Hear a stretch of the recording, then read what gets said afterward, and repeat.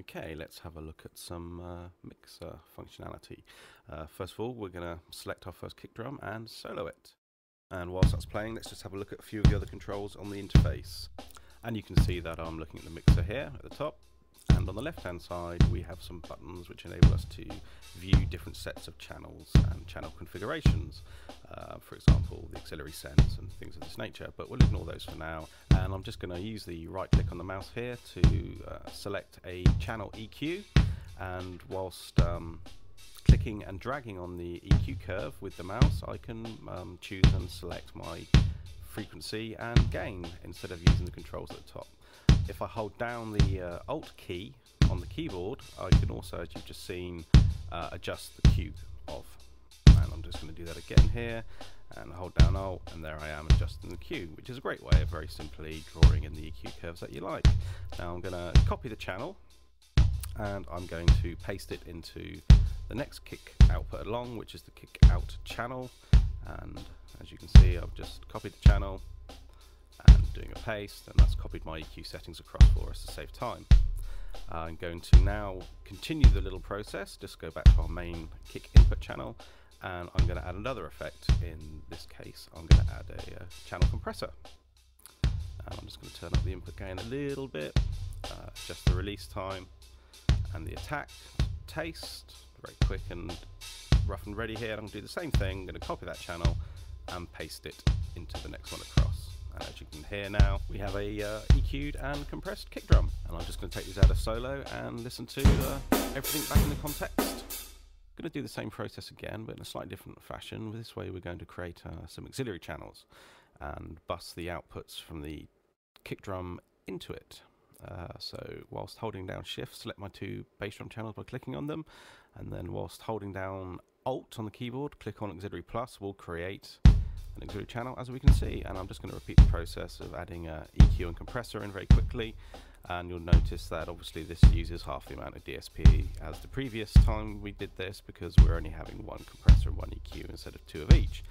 Obviously this technique won't work for every single drum sound you want to try and create, because sometimes you will want to EQ channels differently, but it's a great way of getting drum sounds together quickly and with a low CPU usage. Okay, I'm just going to carry on creating more auxiliary channels for the rest of the kit in the same manner. So select my snares and select my toms, and finally select my cymbals. You can also name the channels as well, which is an easy way of keeping track of where everything's going. So I'm going to name these kicks. Auxiliary 2, which is my snares, will be called snares, and toms for auxiliary 3, and finally my cymbals on auxiliary 4. Another feature of the interface is the ability to group channels together to adjust them at once, and I'll demonstrate this very quickly by showing you how to do it with snares. So if we shift select the 3 snare channels and then hold down the Alt key, and you'll see I can move all the snares together. Now what I'm going to do now is sort of show you how to get together a basic mix. So I'm going to group all of the faders together, and I will reduce them all to 0 dB, which is a good place to start when you're doing any kind of mixing. And I will, didn't want to move my channels around, and I will start with the bass drums and go all the way through, and just getting a quick overall sound together. Okay, so let's bring up my bass drum, and I also need to turn up its auxiliary channel so that we can hear it. And there we go, and I'll just turn up the other auxiliary channels for the rest of the kit whilst I'm here, the toms and the cymbals. And now bring up the outside kick microphone and start to put a snare sound together. And we've got 3 microphone channels for the snare. We have a condenser and a dynamic on the top, which is snare top 1 and snare top 2, and obviously the snare bottom, which is a condenser as well. So between the 3 mics, we've got a huge variety of different snare sounds available, but I'm just going to treat this in a very basic way, a little bit top end, a little bit of compression. Okay, I think that's about right for that.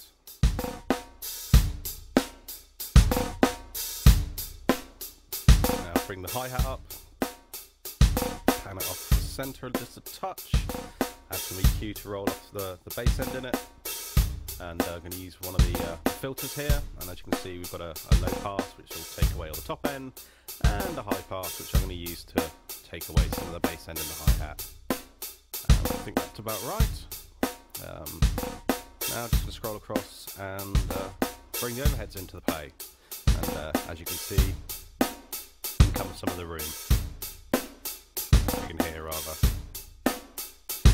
Pull my room channels back in there a second.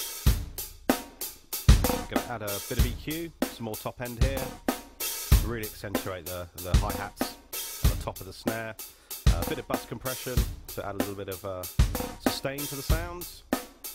Slow attack, fast release, a little bit of sidechain high pass to remove some of the bass end in the sidechain signal, which is the signal actually used to drive the compressor. And I'm going to do a little bit of parallel compression here using the mix control. And just going to go to the kit piece inspector now and do a few tweaks. Going to remove the hi-hats from the room microphones and most of the overheads. Just leave a touch in for flavour, and I'm going to turn off the bleeds for it. This will help crispen it up and tighten it all up. And I'm going to do the same for the kick drum as well. And I'm going to also remove the snare bleed, and there we go. You can see how much of a difference that makes. Really tightens and controls the bass drum. Okay, a little bit of the far ambient microphones. These are the very far ones, and a little bit of the room microphones as well. And there we go. You can hear the snare really working with those well. Just that to taste. And I'm going to make the room microphones mono. So we just hit the room width controls there. And I think I need a little bit more of the bass drum in the room as well. There we go. Okay, so our drum sound's just about finished, I think. Let's just have a listen to the room microphones. And these are the far room mics, the ones very high up in the sky. And this is the much closer mid-side pair. Obviously hear the quite dramatic tonal difference between the two channels there, and I think we're just gonna put a bit of bus compression.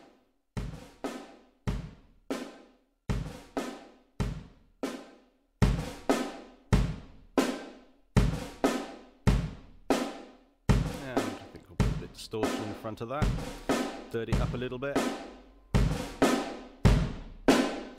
Remove some of the top end a touch and some of the low frequencies. And that's probably far too distorted. Remove the clean signal. But, it's just how that sits. Obviously that's too distorted, so just tame it down a little bit. And I think that's getting close. So the final thing to do is put some bus compression over the master outputs. And not the channel compressor, I want the bus compressor. And remove some of the low frequencies from the sidechain signal. Mix some more of the wet signal in, so again we're using a parallel compression technique here. Speed up, rather slow down the attack time, and speed up the release. And pull down the threshold a bit more. So there you go, a basic drum sound. Thanks for watching.